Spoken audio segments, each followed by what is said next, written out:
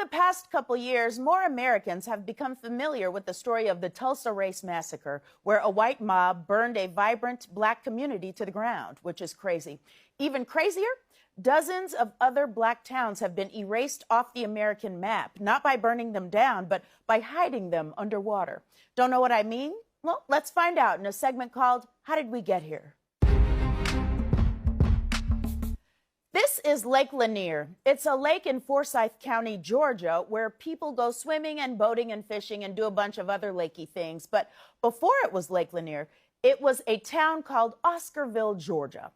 Now, Oscarville was a thriving, predominantly black community with a church, a school, and dozens of homes, until the year 1912, when a very bad thing happened. Oh, two very bad things. In 1912, two black teenagers were accused of rape. They were tried, convicted, and sentenced to death in a single day. And after they were executed, a mob of white men terrorized, drove out, or killed all the black people in the surrounding area. And they did that until the entire black community of Oscarville disappeared. The county went from having over 1,000 black residents in 1912 to 0 in 1920. That story is so sad, it makes this story look like a comedy. After the black community had been run off, the white people of Forsyth County said, you know what we could use? A big old lake. So they made one, right where the town of Oscarville had just been. They flooded the area and literally covered up the entire town with water. This is what it looks like right now. But the town is still under there. The homes and churches and schools, they're still down there. And now people go boating on top of them. Compared to that, this is truly a rom-com.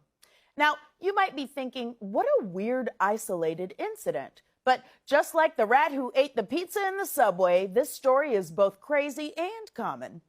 Ever heard of Collegia, Alabama? It was once a thriving black community with a black college, the first black railroad, and literally hundreds of family homes. Today, it's Lake Martin. At least they had the decency to name it after a black person. And if you think this kind of thing only happened in the South, let me introduce you to a place called Central Park. It's named after that coffee shop on Friends. Central Park used to have a black community in it called York Hill. But the city of New York destroyed York Hill so that they could build the Central Park Reservoir. Because if there's one thing New York needs, it's another place for ducks to hang out. But if you come here, don't try and feed those ducks. They are very aggressive. Mess around and lose a finger. Now, when the residents of York Hill were kicked out of their homes, they fled to another black community nearby called Seneca Village. And then a few years later, New York destroyed Seneca Village too, so that they could build Central Park on top of it. The craziest part of this story is that I work a few blocks away from a place where the government disappeared two black communities. And until recently, I didn't know about any of it. You know why? Because it worked.